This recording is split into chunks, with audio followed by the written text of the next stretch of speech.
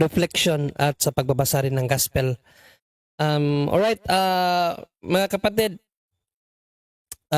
tatalakayin natin ngayon, no, ito pong video na nakita ko dahil may nagtanong pala noon, nung buhay pa si Eliseo Soriano, may nagtanong sa kanya about Holy Eucharist, no?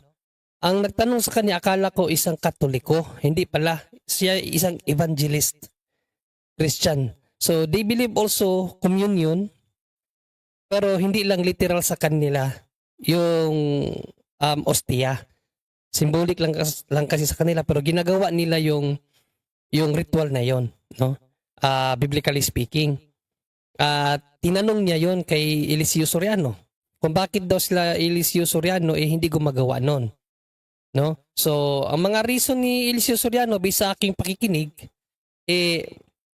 dahil daw hindi naman communion yun hindi communion ang nasabing pagpira-piraso ng tinapay at hindi literal na tinapay talaga yung aral ni Apostol na Pablo dahil ang verses na kanila pong sinite ay ang 1 Corinthians 11:23 to 26, no? So hindi daw yung literal na itinuro ni Apostol na Pablo sa mga taga-Korinto na magpira-piraso ng tinapay. Kasi nung time daw na ginawa yan ni Kristo, wala naman daw si Pablo doon. So ang tinanggap daw ni Pablo ayon sa unang Korinto 15 ay Ebanghelyo. Kaya ang explanation ni Eliseo Soriano based sa akin pong narinig ay ang itinuro ni Apostol na Pablo ay hindi talaga literal na magpira-piraso ng tinapay, kundi ang Ebanghelyo ni Panginoong Jesucristo daw ang ibig sabihin doon. So yan po mga kapatid ang atin pong bibigyang linaw sa gabing ito, no? Dahil isang kapusungan po yan para po sa salita ng Diyos. At marami po ang naguyo, kaya marapat lang nasagutin ito. At if ever man na may makakita doon sa post video na yon, no, galing sa mga supporters ni Eliseo Soriano at may makakita naman dito sa atin pong ginagawang pagkontra, at least maka-establish tayo ng doubt doon sa mga nakinig at naniwala sa kanya.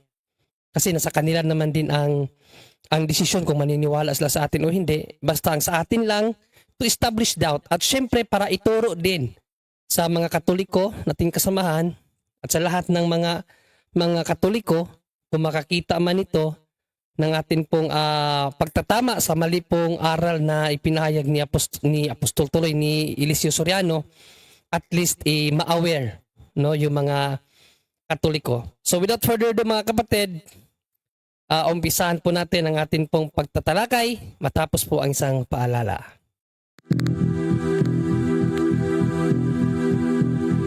Dahil sa katotohanan ng ipinapangaral ng Santa Iglesia Katolika na hindi maitanggi ng mga protestante sa lungatang aral at bahayag ng mga pastor, ilalanta.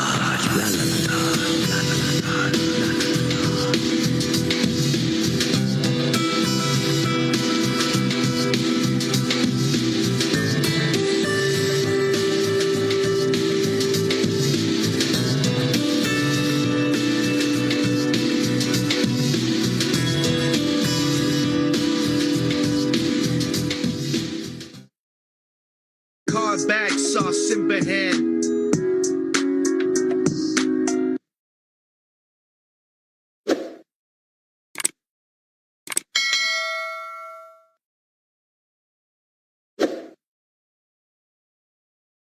Alright, by the way, sa lahat po ng mga kapuntos po, no, na bago pa lamang po sa channel po na ito, punto por punto, isa po ako sa taga-sagot dito. Ako po si Brother John Ray at mayroon din po akong YouTube channel na Kaabag sa Simbahan, no? At pwede po kayong bumisita sa channel po natin mga kapatid. At kung magustuhan nyo po yung mga upload videos natin dyan, marami mga upload videos dyan, karamihan mga debate. At meron din po tayong yung mga short clips lang na mga sinagot na mga tanong. So if ever po maibigan nyo ang atin pong mga upload videos or yung mga in-upload natin na mga debate dyan, please pa-like and share po, no? At kung maaari, subscribe na rin siyempre para po palagi po kayong makasubaybay sa atin pong channel. Every time tayo po ay mag-upload or mag-iire kasama po ng punto por punto team, mga kapatid, sa araw-araw natin na gawain. At pa-hit na din yung notification bell para palagi po kayong ma-update sa bawat po videos or live na atin pong gagawin. Maraming salamat po mga kapatid. So umpisahan na po natin, no, ang mga pahayag ni Eliseo Soriano about sa mga tanong sa kanya about pagpira-piraso ng tinapay na ayon nga sa kanya, hindi daw ito Holy Communion. Right? So pakinggan muna natin and then sagutin natin yung mga specific na mga pointless ni Eliseo Soriano, mga kapatid. Let us explore that. Bawal din sa amin na gumawa ng imahen para sambahin o luhuran. Alam mo kung bakit bawal na Diyos yung paggawa ng imahen? Okay, sa panghuli na to doon na tayo sa pinakauna, mga kapatid, no? Yung unang tanong. Pinakaunang tanong muna tayo. Natin yung logic ng banal na hapunan na ginagawa sa umaga kasi sumasang-ayon po ako doon sa inyo. Pero yung Holy Communion po mismo, hindi rin nyo pinapractice. Kaya ako binigay itong mga talatang ito kasi nandito raw yung paliwanag. Wala dyan. Hindi Holy Communion yan sinasabi dyan. Mabuti, basahin natin, kapatid, ha? Kung kayo nga ay nangagkakatipon, ay hindi kayo maaaring magsikain ng hapunan ng Panginoon. Hapunan ang tinutukoy dyan, kapatid. Hindi naman Holy Communion yan, eh. Hapunan ng Panginoon ang tinutukoy dyan. Sapagkat ang tinanggap ko sa Panginoon ay siya ko namang ibinibigay sa inyo na ang Panginoong Yesus ng gabing siya ipagkanuloy dumampot ng tinapay at nang siya makapagpasalamat. Gabi yan, ha? Gabi. Hapunan yan, eh. Ang Panginoong Yesus nung gabing siya ipagkanulo ay dumampot ng tinapay. Tanda mo, kapatid, gabi yan. Hindi communion yan. Hapunan ng Panginoon tinutukoy dyan. At pagkadampot niya ng tinapay, nang siya'y makapagpasalamat ay kanyang pinagputol-putol at sinabi, ito'y aking katawan na pinagpuputol-putol dahil sa inyo. Gawin ninyo ito sa pag-alaala sa akin. At gayon din naman, hinawakan ng saro pagkatapos na makahapon na sinasabi, ang sarong ito'y siyang bagong tipan sa aking dugo. Gawin ninyo ito tuwing kayo'y magsisiinom sa pag-alaala sa akin. Sapagkat sa tuwing kanin ninyo ang tinapay na ito at inuman ninyo ang saro, ay inihahayag ninyo ang pagkamatay ng Panginoon hanggang sa dumating siya. So ang tinutukoy dito, hapunan, hindi komunyon, kapatid. Alright, no? So malinaw mga kapatid na yung turo ni Apostol na Pablo sa unang Korinto 11:20 hanggang 26 ay hindi daw yun Holy Communion. Yun daw ay banal na hapunan. Alright? So mamaya, titingnan natin ano yung definition ng communion, no? At nakasulat ba yun sa Biblia? Okay? Pero ngayon gusto ko lang munang i-underline yung bang sinasabing hindi Holy Communion kundi yun ay banal na hapunan. No? So medyo nag-establish siya ng doubt sa nagtanong na porque yun ay banal na hapunan, hindi yun Holy Communion. Mga kapatid, yung pagsabi na banal na hapunan, no, ng ating Panginoong Jesucristo, yun yung event. Yung event po ang ibig sabihin doon. Sa unang Korinto 11:20 na tumutukoy sa banal na hapunan. Pero may point of time doon po sa banal na hapunan na yun na si Panginoong Jesucristo nag-establish po siya ng isang katuruan na pinapagawa sa kanyang mga alagad. No, mababasa po natin yan sa unang sa Mateo 26:26 hanggang 29 at Lucas 22:14 hanggang 20. So yan po yung mga talata na kung saan sinabi natin Panginoong Jesucristo na matapos maghapunan, kumuha siya ng tinapay, pinasalamatan sa Diyos, itinaas at nanalangin, nagpasalamat sa Diyos. 'Di ba? Sabi niya, ito ang aking katawan, kunin niyo ito at kanin. At pinagpirapiraso niya at ibinigay sa mga alagad. At ganun din, kumuha siya ng kupa, nagpasalamat din at sinabi, ito ang tipan ng aking dugo at inumin niyo ito, no? Para sa kapatawaran ng kasalanan ng buong mundo.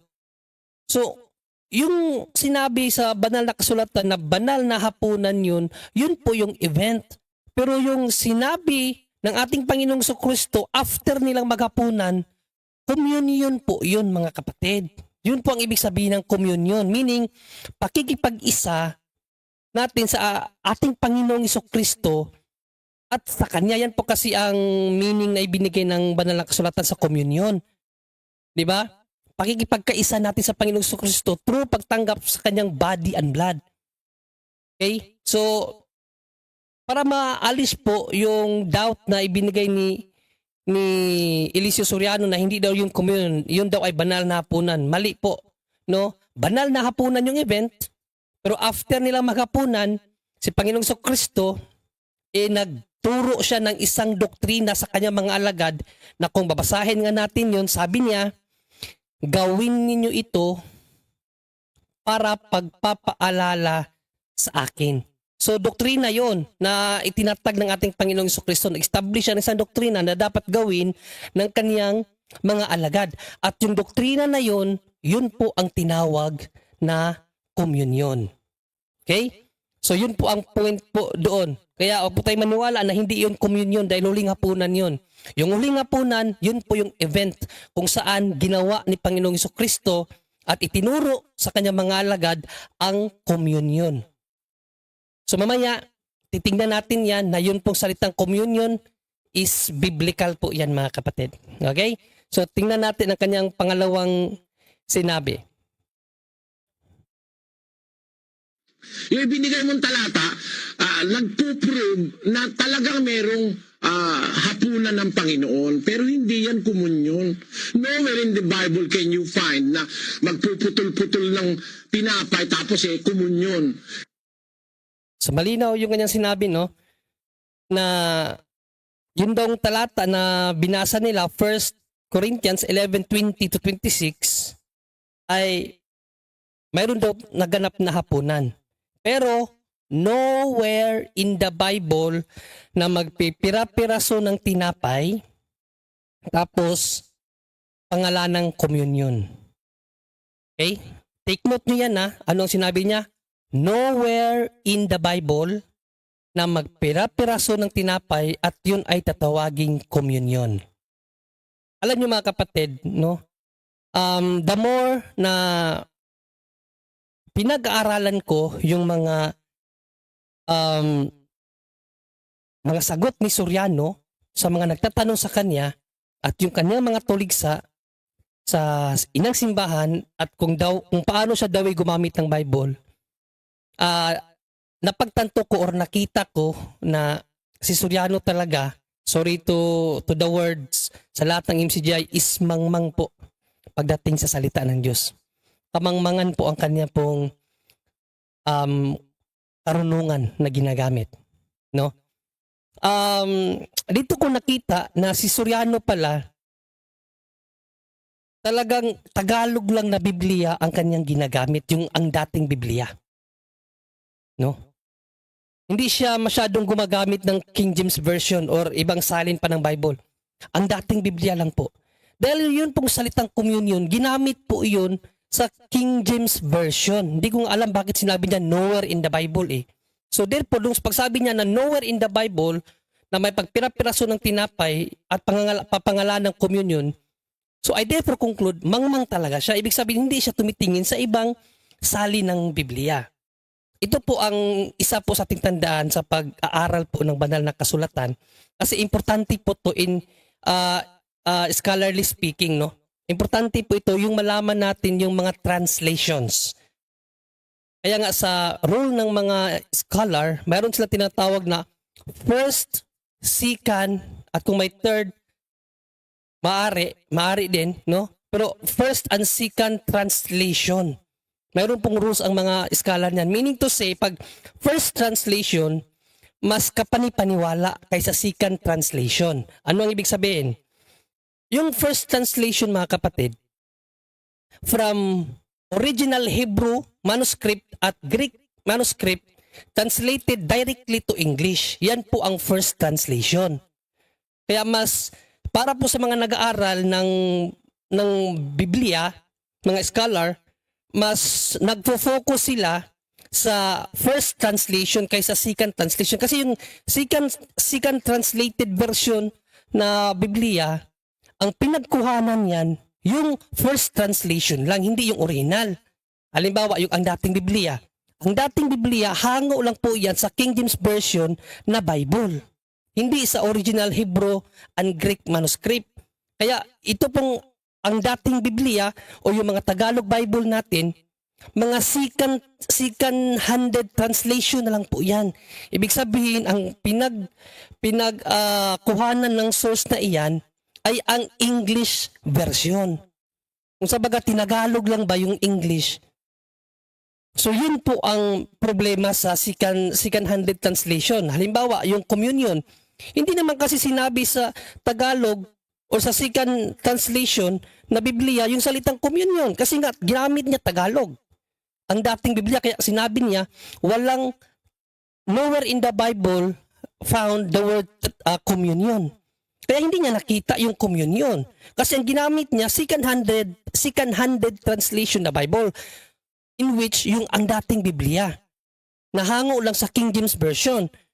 Hindi niya sinuri na yun palang first translation na Bible, yung King James Version, kasi ito yung pinakasikat na Biblia ng mga Protestante, ang King James Version. Sa Catholic, ang first-handed translation o yung first translation na Biblia ng Catholic, marami.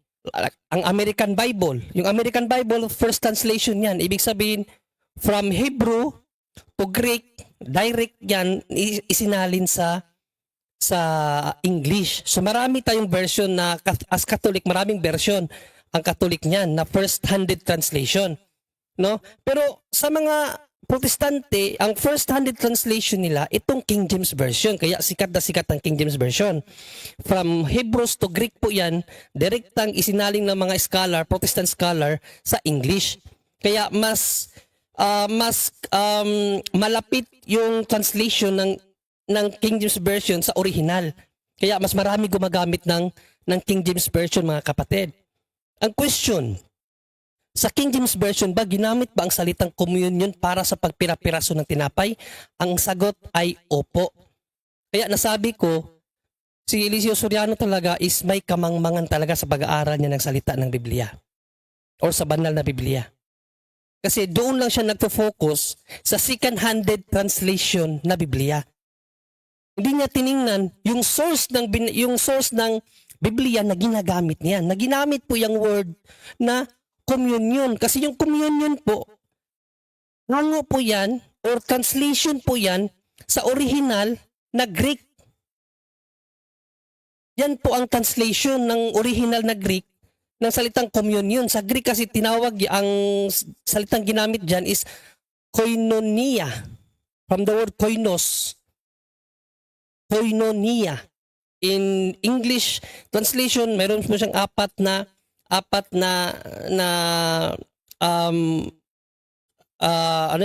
translation.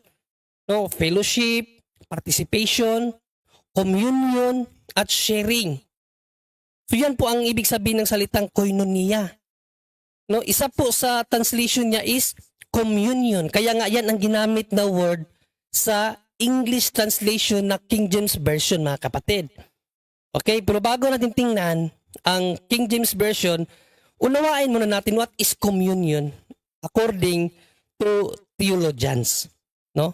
Or yung mga scholar na nagbibigay ng kahulugan ng salitang communion. Bakit nasabi ni Eliseo Soriano na hindi communion yung pagpira-piraso ng tinapay? Okay, so may pinipira ko dito na galing po sa Grolier New Webster's Dictionary. Yung salitang communion, no? Para naman hindi lang galing sa ating idea, yung atin pong ipapahayag dito, nagaling din talaga sa mga matatalinong tao. Yung may malalimang pag-aaral sa mga salita na ginagamit sa mundong ito. Ano ba yung salitang communion? Hindi ba pasok doon ang pagpira-piraso ng tinapay, ang pagtanggap natin sa tinapay ng ating Panginoong Jesucristo? Yung kaniyang banal na katawan? So basahin muna natin ang reference mga kapatid. Ito po sa Webster Dictionary, Grolier Webster's Dictionary. Ano bang salitang communion? So dito po mababasa natin an intimate or sublime exchange or communication of thoughts and feelings. Okay? And a body of people with common faith. Isa pa, fellowship bridging divisions of the church. Then ang isa pang kahulugan ng communion, the partaking of the consecrated bread or wine, the sacrament of Holy Communion. Okay? So, based po sa mga scholar, no, hindi po Katoliko ang scholar nitong Webster mga kapatid, no? Independent po ang mga scholar diyan na gumawa ng Grolier New Webster's Dictionary mga kapatid. So, napakalinaw na yun palang partaking of the consecrated host is communion po yun. No? Na yun nga po ang ginawa ng ating Panginoong Jesucristo na ipinangaral ni Apostol na Pablo sa unang Korinto 11:20 hanggang 26. Communion ang tawag doon. Right mga kapatid? So tingnan naman natin ang original, no, na salin. Ano bang ibig sabihin ng communion at talaga bang ginamit ito sa original na manuskrito at translated sa English. So, mayroon isang talata sa unang Korinto, 10 hanggang 16, kung saan ginamit po yung salitang communion mga kapatid. Okay? So, tingnan natin. Ito po sa 1 Corinthians 10:16, no? Ito po ang sinabi. Babasahin natin itong 1 Corinthians 16. The cup, ito na po yung translation sa English. Okay? The cup of blessing that we bless, not a participation is it in the blood. So, dito po sa Greek Concordance, ang ginamit po na translation dito is participation. Okay? Pagpa-participate doon sa event na iyon. Ang Greek po nito is koinonia. Ayan po, koinonia. No, mayroon po siyang number 2842.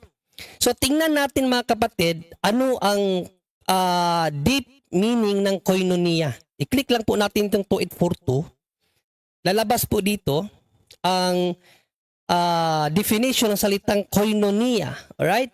So ang koinonia po, ito po ang kaniyang mga translation sa English.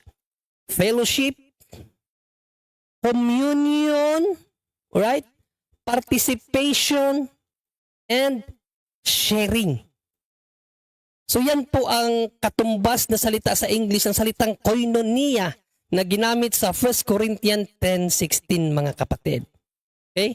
So ang phonetic spelling is koinoia. Sa King James Version, to communicate, action, and then communion. Communion. Distribution, fellowship. Yan po ang ginamit na translation sa King James Version mga kapatid. Communion. No? Kaya nga nakapagtataka bakit sinabi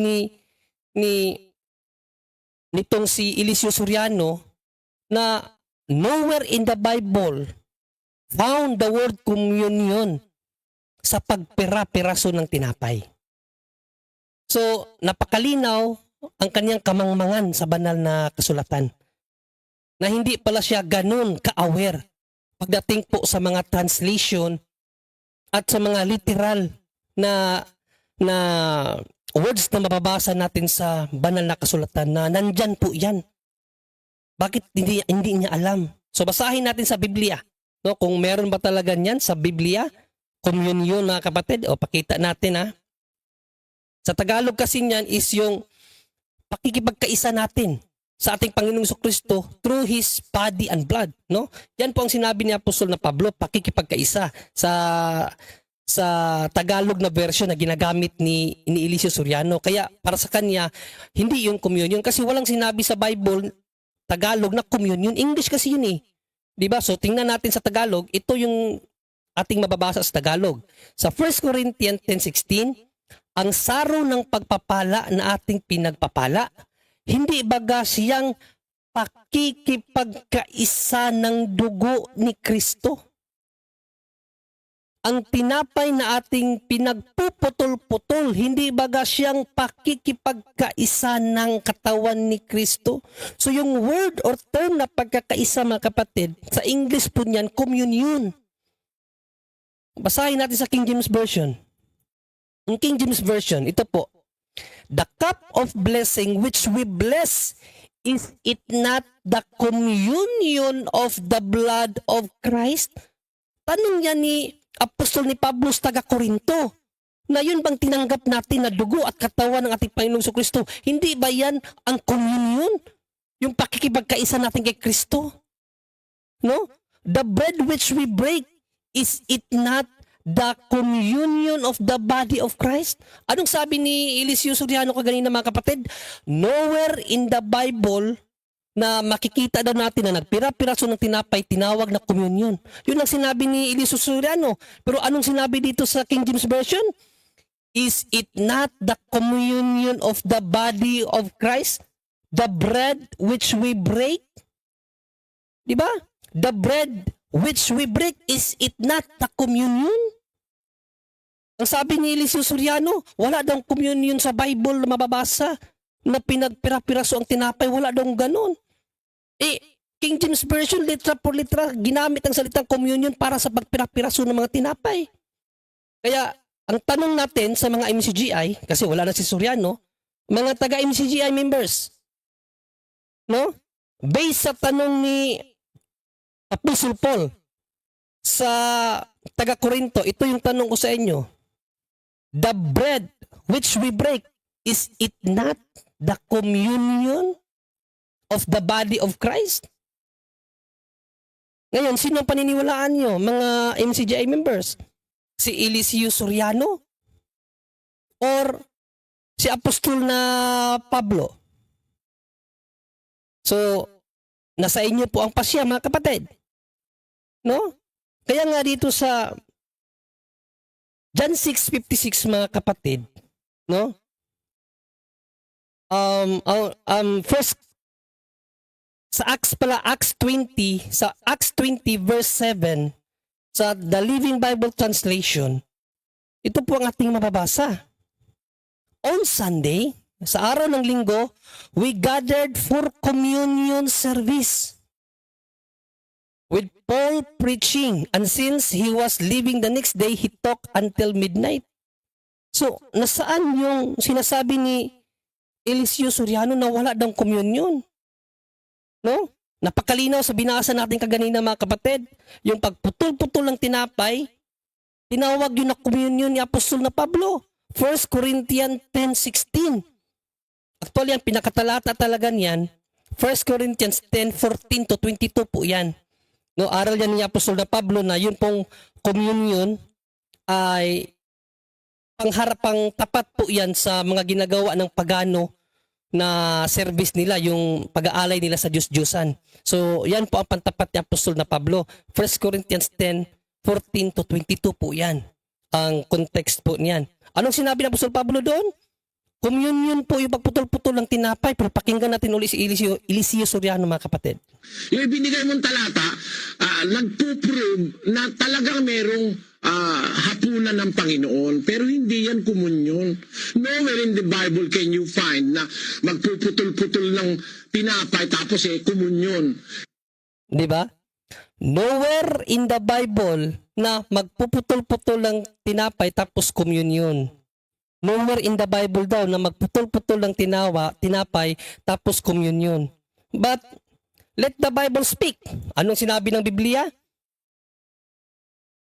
the bread which we break, is it not the communion of the body of Christ?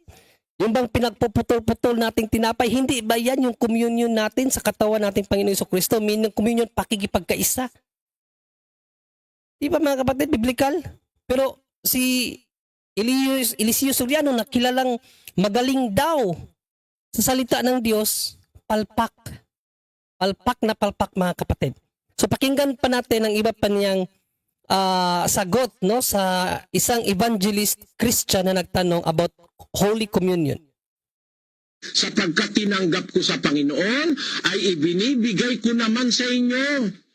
E tanungin ko sa iyo, nakatanggap ba ng tinapay na literal si Pablo kay Kristo? Hindi po. Kasali ba siya doon sa Last Supper na ginanap ni Kristo sa lupa? Kasali ba si Pablo ron? Hindi po siya kasali ron. Actually, nung maging apostol siya, nasa langit na si Kristo. Amen? Amen. Pero may tinanggap siya kay Kristo na ibinibigay naman niya sa mga kapatid. So, hindi literal na tinapay yan, kapatid.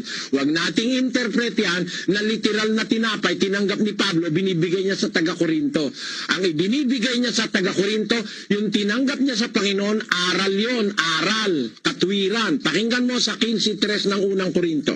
Sapagkat ibinigay ko sa inyo una sa lahat ang akin namang tinanggap. Ang ibinibigay ko sa inyo, una sa lahat, ang akin naman tinanggap. Alin ba yung tinanggap niya? Ilagay mo sa 1 hanggang 2. Ngayon ipinatatalastas ko sa inyo mga kapatid, ang ebanghelyo na sa inyo'y aking ipinangaral, na inyo namang tinanggap, na siya naman inyong pinananatilihan. Sa pamamagitan naman ito'y ligtas kayo, kung matyagan ninyong iingatan ang salitang ipinangaral ko sa inyo, maliban na kung kayo'y nagsipanampalataya ng walang kabuluhan. So, ang tinanggap ni Pablo, salita, aral. Ano yung salitang tinanggap niya, yun din ang ibinibigay niya sa taga-Korinto. Kasi wala naman siyang tinanggap na literal na tinapay dahil hindi siya kasali sa Last Supper. Dahil hindi pa siya apostol noon. Alright, no? And diba, nakakatawa lang. Yun daw tinanggap ni Eliseo Soriano ay aral, no? Ebanghelyo daw according sa unang Korinto 15, 1 hanggang 3 mga kapatid, na ebanghelyo ang tinanggap ni San Pablo. Kaya daw doon sa unang Korinto 11:20 hanggang 27, yun daw sinabi ni Apostle Paul doon na rinieko lang niya doon sa Mateo 26:26 hanggang 29, hindi daw yun literal na tinapay. Dahil ano ang napakababaw na reason? Wala si Pablo doon nung ginawa yan ni Kristo. Ang tinanggap niya kay Kristo, aral. Hindi naman daw literal na tinapay kasi wala naman siya tinanggap na tinapay kay Panginoong Jesucristo. Okay? So, yan po ang Napakalabo. sobra pa sa labo, Brother Angel. No? Sobra pa sa Labo. bulag na talaga. Hindi lang labo, bulag na. Bulag na talaga si Eliseo Soriano sa katotohanan. Mga kapatid, ipagpalagay natin, hindi literal yon, no? Granting without accepting na aral yon. Basahin nga natin yung sinabi ni Apostol na Pablo, mga kapatid, no? Basahin natin ang sinabi ni Apostol Pablo, mga kapatid. Ating basahin sa unang Korinto 11:23 hanggang 26, no? Kung pumapatungkol ba talaga sa aral yon, aral lang, hindi sa tinapay. Basahin natin kasi kay Eliseo Soriano, hindi tinapay yun. Kasi wala namang tinanggap si Pablo Wala namang tinanggap si Pablo, hindi tinapay. Ang tinanggap ni Pablo, aral. Kaya aral yon para sa kanila. Basahin natin mga kapatid. Sapagkat tinanggap ko sa Panginoon ang ibinibigay ko naman sa inyo. Napakalinaw dito Tinanggap, ang binigay ni Pablo sa mga taga-Korinto ay kung ano yung natanggap niya kay Panginoong Jesucristo. Na ang Panginoong Hesus ng gabing siya'y ipagkanuno ay dumampot ng tinapay.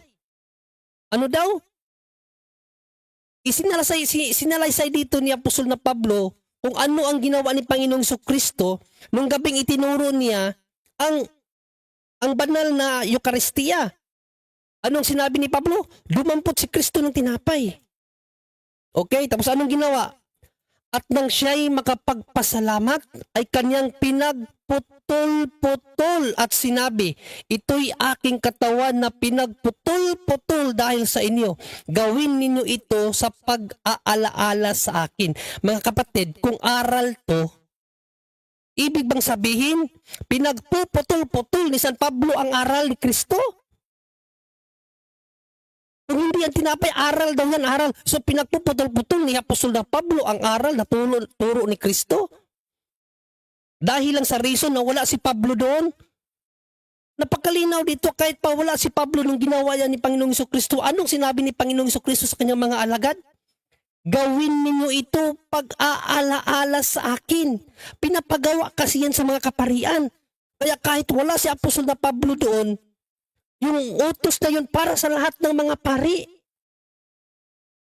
No? Kasi kung babalikan natin muna pagbasa yung Matthew 26, 29 mga kapatid, idirekta ko na lang sa 29. Anong sinabi ni Panginoong Jesucristo? Hanggang doon lang ba yung pagpira-piraso na yun sa panahon ng Panginoong Jesucristo? No. Anong sabi dito? Datapwat sinasabi ko sa inyo. Sa 29 na ito ng 26 ng Mateo, si Panginoong Jesucristo na nagsalita dito, na buhat ngayon, nung time na ginawa niya yung Eucharistia, hindi na ako iinom nitong ubas hanggang sa araw na yaon na inumin kong panibago na nakasalo ko kayo sa kaharian ng aking Ama. Okay? So yun palang pag-inom at pagkain ng tinapay ay hanggang sa makasama niya ang kanyang mga alagad. So walang putol na gawain yan kasi utos niya yan.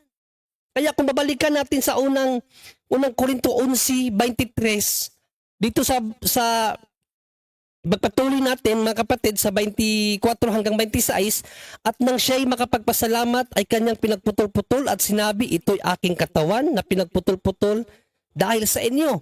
Gawin ninyo ito sa pag-aalaala sa akin. Pinapagawa sa lahat ng kaparian. Yung ritual na ginawa ni Panginoong Jesucristo, pinapagawa yun. Hanggang kailan?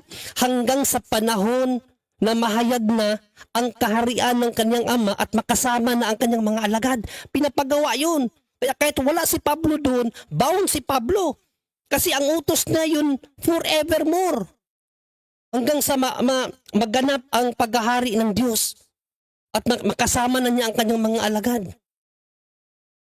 Diba? 25.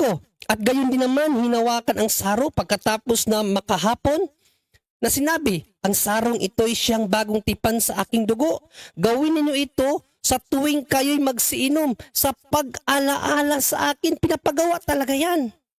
Sa lahat ng kaparian para alalahanin ang ating Panginoong Jesucristo at ang kanyang aral. Kaya bound lahat ng pari, even St. Paul.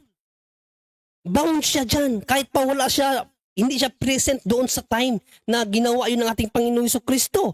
Hanggang kailan ba gagawin yan? O sa 26, sapagkat sa tuwing kanin ninyo ang tinapay na ito at inumin ninyo ang saro, ay inihahayag ninyo ang pagkamatay ng Panginoon hanggang sa dumating siya.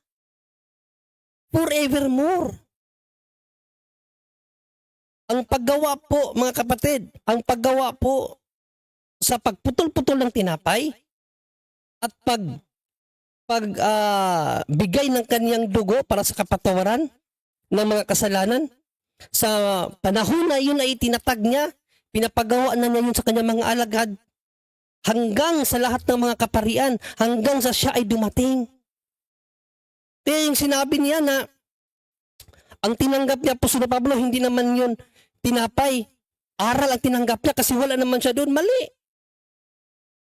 Mali po. Hindi po yun aral lang. Kasi kung aral lang pala yun, anong sinabi ni Apostol na Pablo? Putol-putulin. Ano yung putol-putulin kung hindi tinapay? Aral. So putol-putol pala ang aral ng MCGI ngayon. At saka huwag mong sabihin ni Eliseo Soriano na hindi literal yun. Literal po yun mga kapatid. Literal na tinapay talagang ibinigay ni Kristo. Bakit? Kung babasahin natin sa John 6:55, mga kapatid.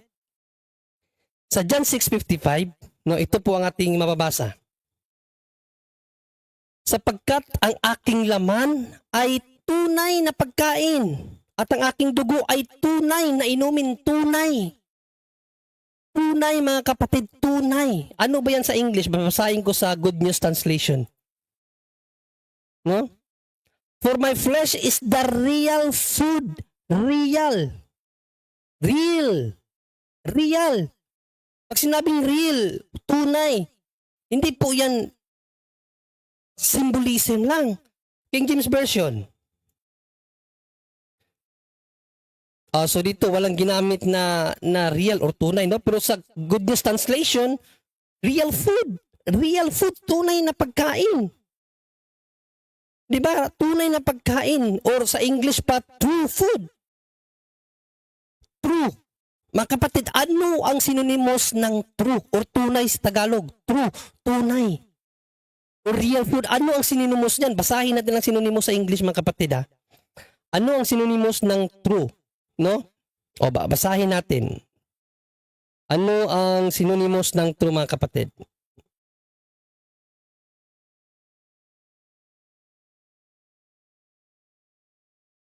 Basahin natin ano ang synonymous ng true. Uy, ba't ganito yung ano? Wait lang, ha? Yan ko muna. Masyadong malaki, no? Wala, wait lang, mga kapatid, ha? Nawala.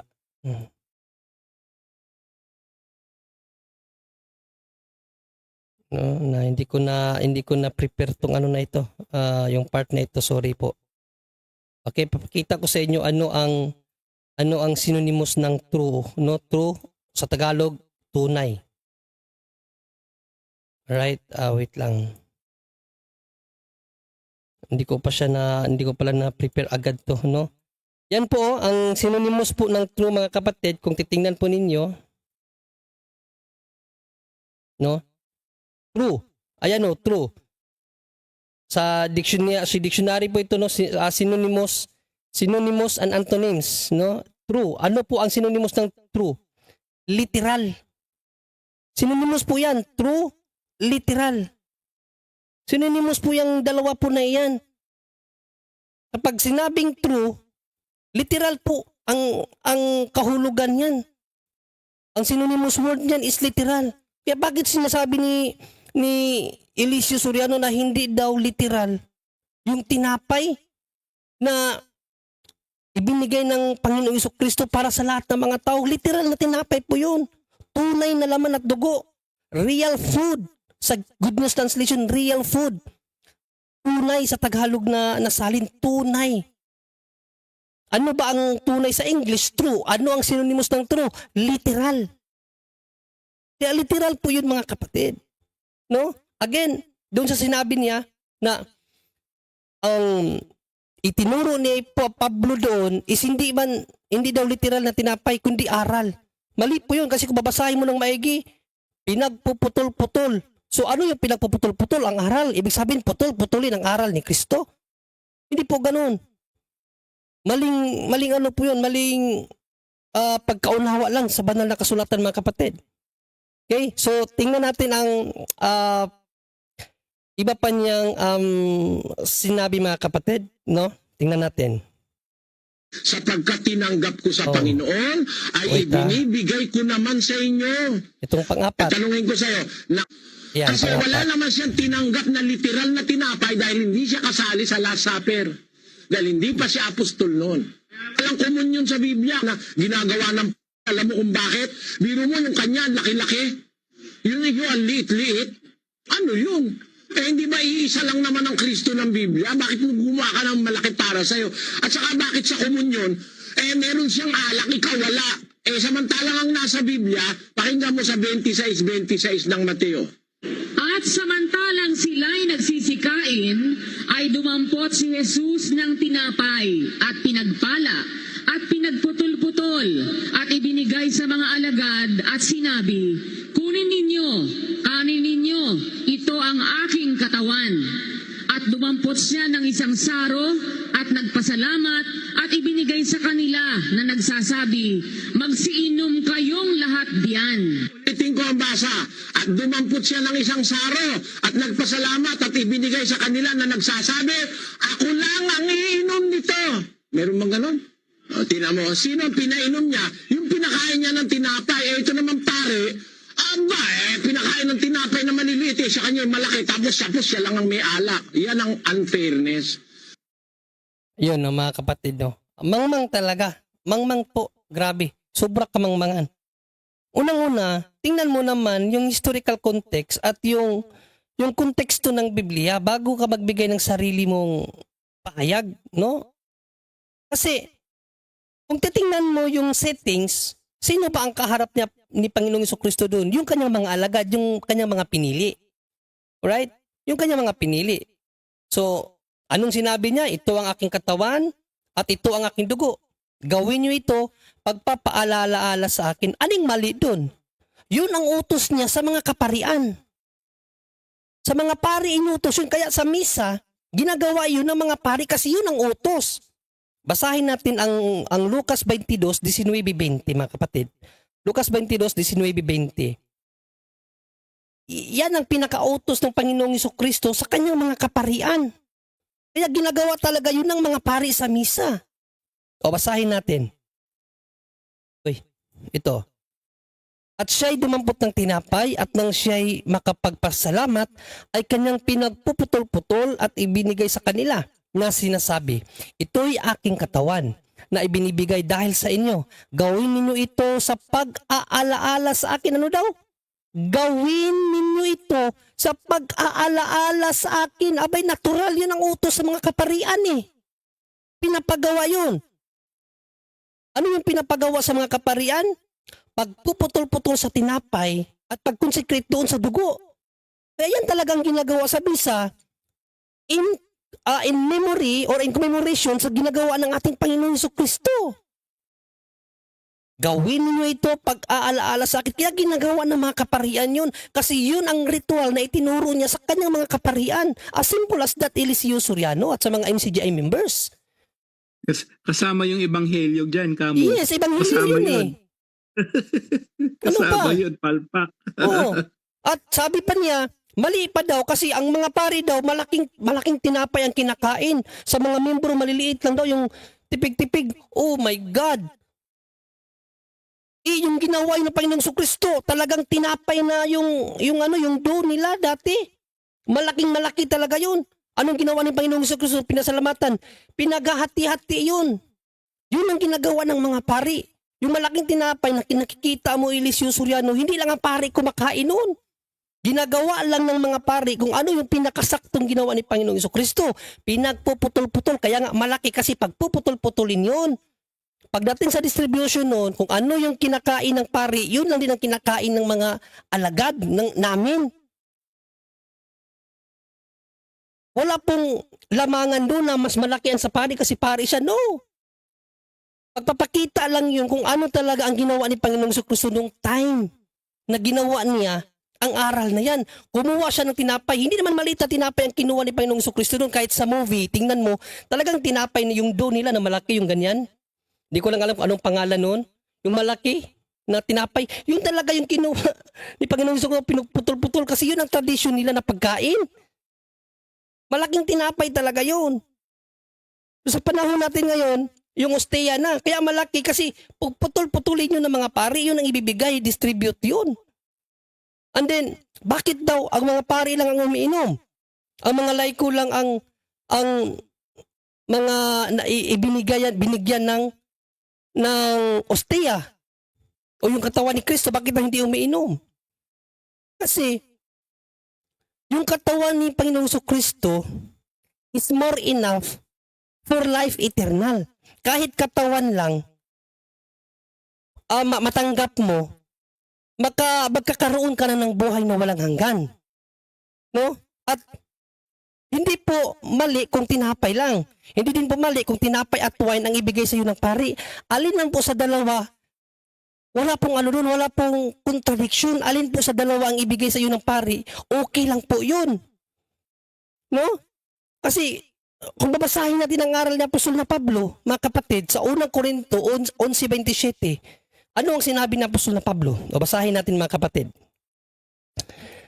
Kaya't ang sino mang kumain ng tinapay o conjunction, uminom ng saro ng Panginoon na di nararapat ay magkakasala sa katawan at dugo ng Panginoon. Ibig sabihin, either or.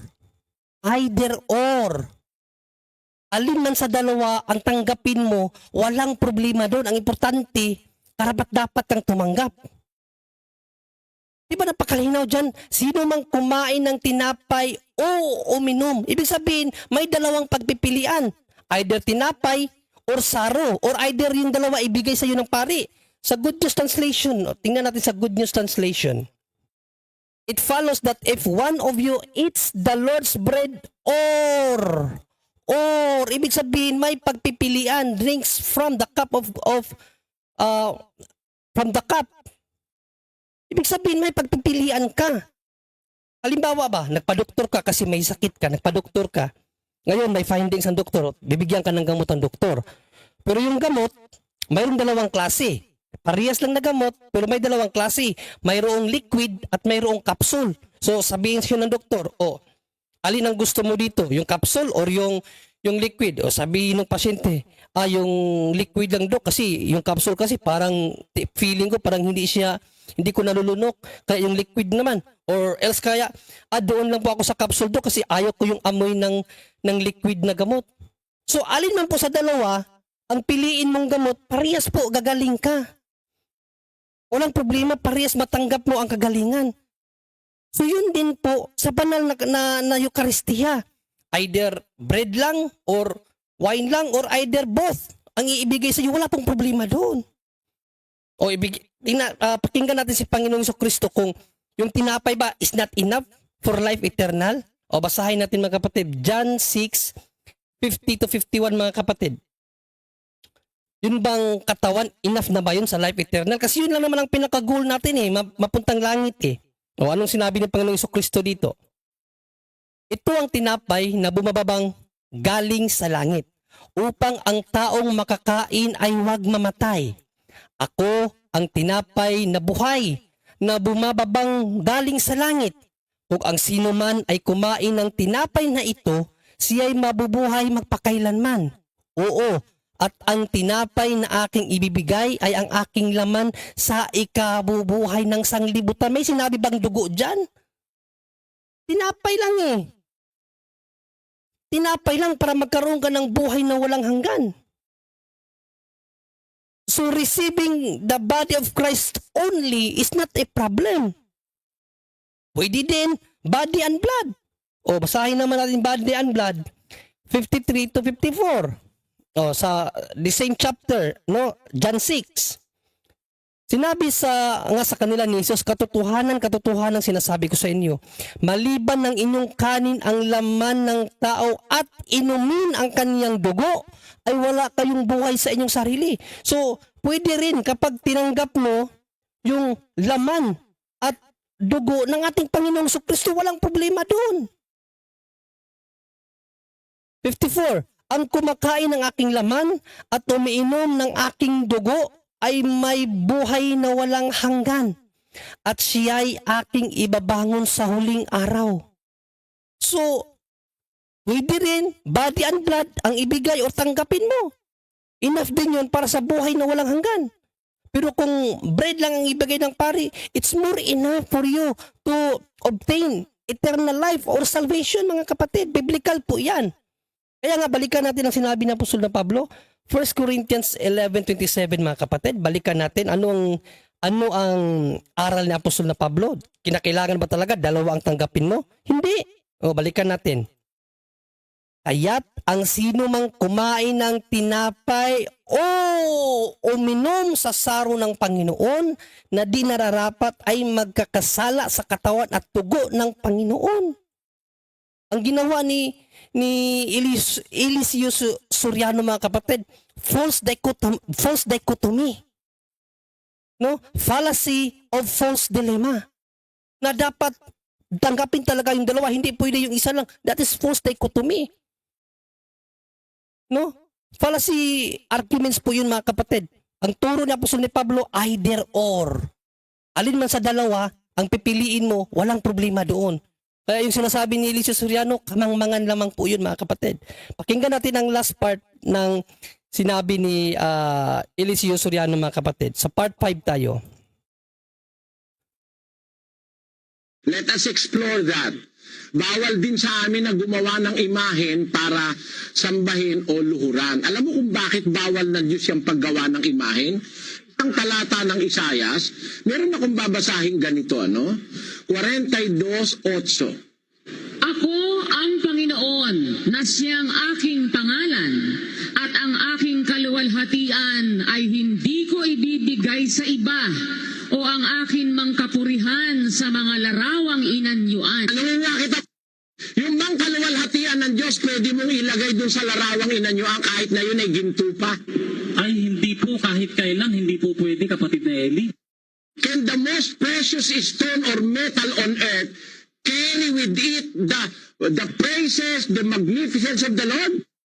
No, never, Brother Eli. Ang ibig ko sabihin, kung hindi kayang ilagay sa ginto yung magnificence ng Panginoon, kung hindi kayang ilagay sa larawan, kaya bawal ng Diyos yung larawan, tama? Opo, tama po. Tanong ko sa'yo, kaya mo bang ilagay sa kapirasong tinapay na ginawa sa bakery yung kaluwalhatian ni Kristo? Ay, lalo pong hindi, kapatid na Eli. Pag yan pagsamba sa Diyos-Diyusan yan, na irepresenta mo si Kristo sa kapirasong tinapay na literal, may tinapay na sinasabi sa Biblia pero hindi literal. Because that little bread cannot contain the magnificence and the glory of Christ. Kaya hindi natin ginikilala yung bread tinatinapay na yan. Kapatid, walang material thing on earth that can contain the glory of Christ. Kaya hindi kami naniniwala sa tinapay na ginawa sa bakery. Ayan, napakalino, no? Kung pakikinggan mo si Eliseo Soriano, tapos hindi mo susuriin, parang tama, no? No material things on earth that can contain the glory of God. Kung sabaga, walang material na bagay na mapaglagyan sa kaluwalhatian ng Diyos dito sa lupa. Yun ang sabi niya.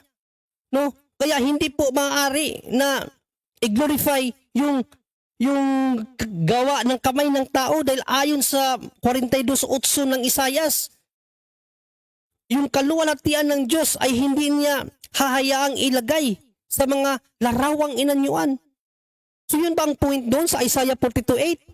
At totoo ba ang sinabi niya na no material things on earth that can obtain the glory of God? Wala bang bagay sa mundo na pwedeng paglagyan sa kaluwalhatian ng Diyos? Tama ba yun? Kaya hindi sila naniniwala sa banal na osteya dahil hindi pwedeng ilagay doon ang glory ng Diyos. The glory of Christ, hindi pwedeng ilagay doon sa osteya. Tingnan natin, mga kapatid, wala bang bagay na pwedeng paglagyan ng kaluwalhatian ng Diyos ito sa langit? How about yung kerubim na pinagawa ng Diyos kay Moises? Hindi ba nandoon ang kaluwalhatian ng Diyos? Basahin natin Hebrews 9:5, King James Version. Is the glory of God never found in that statue of cherubim? Basahin natin, mga kapatid, Hebrews 9:5.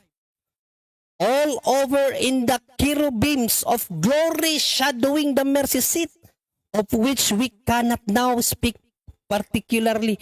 Bakit dito sa cherubims na ito? Yung cherubims na ito, mga kapatid, ito po yung larawan ng mga anghel na ginawa ni Moises. Andyan yung kaluwalhatian ng Diyos eh. Hindi daw pwedeng ilagay ang kaluwalhatian ng Diyos sa mga gawa ng kamay ng tao. Itong cherubims, andyan ang glory ng Diyos kasi dyan nga siya magipag-usap. The glory of God was found in that cherubims or cherubim, mga kapatid, sa panahon ni Moises. Nandyan ang kaluwalhatian ng Diyos sa larawan ng cherubim na pinagawa ng Diyos kay Moises. Let us explore that. Wait ha. Nandun sa cherubim na yun ang kaluwalhatian ng Diyos. Saan yung sinasabi ni Eliseo Soriano? That no material things on earth can be contain the glory of God. Kasi ang ginamit niya kasi itong Isaiah 42:8 na hindi naman tama yung kanyang pagkaunawa. O basahin natin yung Isaiah 42:8. Ako ang Panginoon na siyang aking pangalan. At ang aking kaluwalhatian, glory, ang glory ng Diyos, ay hindi ko ibibigay sa iba o ang akin mang kapurihan sa mga larawang inanyuan. So kung hindi pwedeng ibigay sa larawang inanyuan, hindi rin yan pwede sa banal na ostiya kasi larawan din yung banal na ostiya eh. Ang binabanggit ba ng Diyos dito ay yung mga bagay na banal? Hindi. Larawang inanyuan, mga Diyos-Diyosan yan eh. Kaya hindi talaga ibibigay ng Diyos ang kaluwalhatian niyan. Kasi ang sinasabing larawang inanyuan dyan, yung mga Diyos-Diyosan. Exodo 23 hanggang 4, basahin natin. Huwag kang magkakaroon ng ibang mga Diyos sa harap ko. Huwag kang gagawa para sa iyo ng larawang inanyuan o kawangis man ng anumang anyong nasa itaas, sa langit o mga nasa ibabaw sa lupa, unang nasa tubig o sa ilalim ng lupa. Yan po ang point dyan sa Isaiah, mga kapatid. Na hindi ibibigay ng Diyos ang kanyang kaluwalhatian sa mga larawang inanyuan yan. Kasi mga Diyos-Diyosan yun eh. Larawan yun ng mga demonyo. Paano ibibigay ng Diyos dyan ang kanyang kaluwalhatian? Kaya mali na naman yung paggamit sa banal na kasulatan. Ano ang tawag doon? Informal fallacy. Using text out of context. Hindi naman pumapatungkulin sa mga banal na bagay. Kasi biblically speaking, mayroon pong mga banal na bagay. Katulad nung kirubim na ginawa ni Moises sa utos ng Diyos. At yung kirubim na inutos ng Diyos na ipinagawa kay Moises, nandun ang kaluwalhatian ng Diyos. Hebrews 9:5. At tama ba yung sinabi niya? That no material things on earth can be found or can obtain or can contain the glory of God. Totoo ba yun? Na walang anumang material na bagay na mapaglagyan sa kaluwalhatian ng Diyos dito sa lupa. O basahin natin ang sulat din ni Isaiah sa Isaiah 6:3, mga kapatid. Isaiah 6:3. Totoo ba na walang anumang material na bagay na paglagyan ng kaluwalhatian ng Diyos? O basahin natin. At nagsisigaw ang isa't isa at nagsasabi, Banal, banal, banal ang Panginoon ng mga hukbo. Ang buong lupa ay napuno ng kanyang kaluwalhatian. Kinakanta nga natin to sa misa eh. Di ba? Ano ulit sa English? The whole earth is full of His glory. Ang buong mundo ay puno ng kaluwalhatian ng Diyos. Kay Eliseo Soriano, no material things on earth can contain, mapaglagyan sa kaluwalhatian ng Diyos. Kay Isaiah, buong mundo is full of His glory. Puno ng kaluwalhatian ng buong mundo. Mga kapatid, nasaan yung unawa ni Eliseo Soriano? Hindi naman biblical yung unawa niya. Habakuk 2:14. Habakuk 2:14. For the earth shall be filled with the knowledge of the glory of the Lord. Filled. Punong-puno ng karunungan, ng kaluwalhatian ng Panginoon ang buong mundo. Mga kapatid, di ba? Napaka-unbiblical ang teaching ni Eliseo Soriano.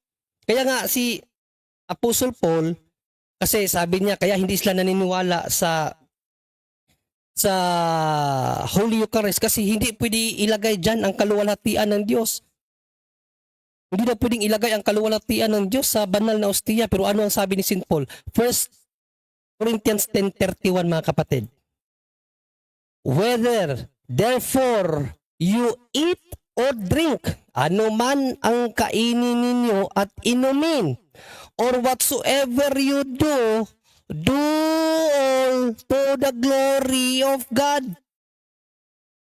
Kay Eliseo Soriano, hindi pwedeng ilagay ang kaluwalhatian sa kinakain mo. Lalong-lalo na yung banal na Eucharistia, kaya daw hindi totoo yun. Hindi literal yun.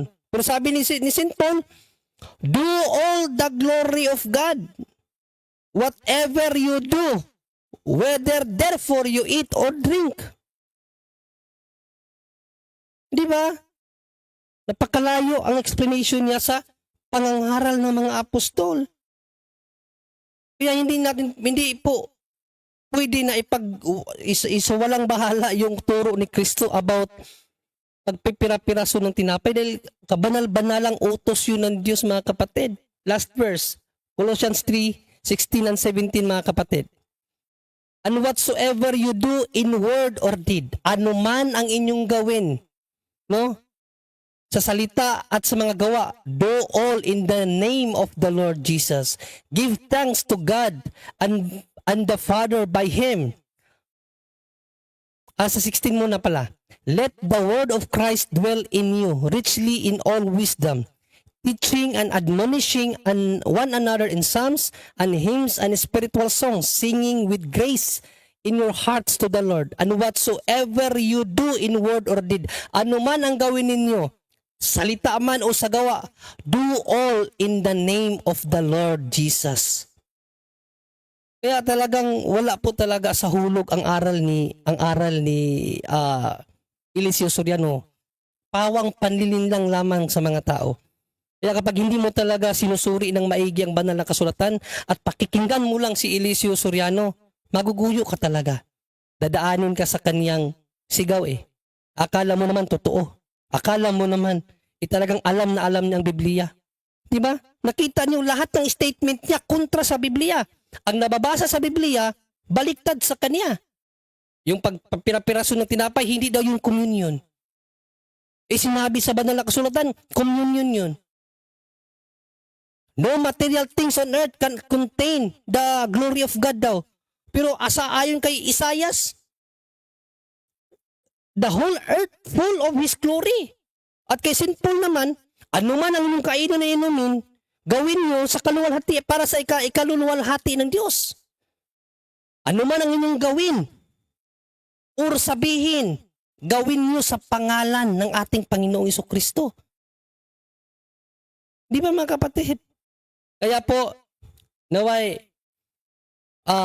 magising na, no, itong mga MCGI na naturuan ng mali ni Eliseo Soriano. Mga kapatid naming MCGI, no?